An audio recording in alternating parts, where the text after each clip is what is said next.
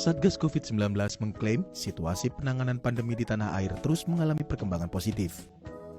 Jumlah kasus harian secara nasional cenderung mengalami penurunan sebesar 17% dibandingkan periode sebelumnya. Hingga saat ini Satgas COVID-19 mencatat, tingkat keterisian tempat tidur atau bed occupancy rate berada di bawah 80%. Hanya Provinsi Sumatera Utara yang mencatatkan keterisian ICU di atas 80%. Kondisi tersebut menyebabkan penurunan angka positivity rate di beberapa wilayah. Bahkan DKI Jakarta, Kepulauan Riau, dan Banten mengalami penurunan signifikan di bawah 10%.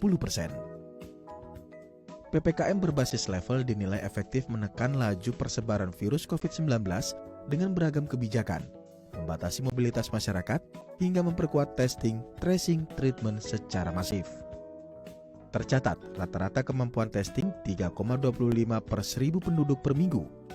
Angka ini akan terus ditingkatkan sesuai instruksi Menteri Dalam Negeri dengan target 400.000 per hari. Mengingat saat ini pemerintah sudah menurunkan harga tes PCR COVID-19 guna mempercepat penanganan COVID-19 dan menekan laju transmisi virus.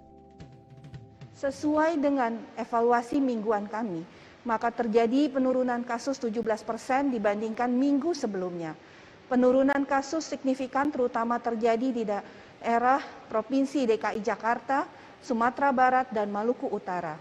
Minggu lalu kita mencatatkan angka testing rate sebesar 3,25 per 1000 penduduk per minggu. Angka ini menurun dibandingkan minggu sebelumnya. Akan tetapi patut kita apresiasi adalah seluruh provinsi telah mencapai testing rate minimal yang telah disyaratkan oleh WHO. Positivity rate nasional kita tercatat pada angka 21,4% yang menurun dibandingkan minggu sebelumnya. Dan kita berupaya untuk terus menurunkan positivity rate sambil mempertahankan upaya-upaya kesehatan masyarakat yang lainnya. Selain itu, percepatan program vaksinasi nasional terus dilakukan guna membantu kekebalan kelompok atau herd immunity. Hingga saat ini pemerintah sudah berhasil menyuntikkan 50 juta dosis vaksin pertama dalam waktu 7 bulan. Pemerintah menargetkan hingga akhir bulan Agustus 100 juta dosis vaksin tahap 1 dan 2 sudah berhasil disuntikan kepada masyarakat Indonesia.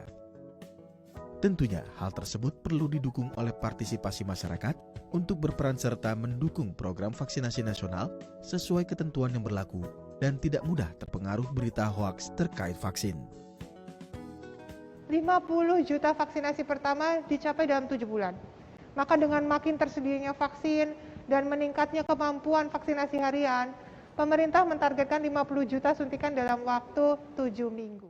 Hingga Selasa 17 Agustus kemarin, dari 208,2 juta sasaran, sekitar 84,3 juta dosis vaksin telah diberikan kepada sekitar 55,1 juta orang yang menerima vaksin dosis pertama, atau 26,4% dari sasaran, dan sekitar 29,2 juta diantaranya atau 14% sudah mendapatkan dosis kedua.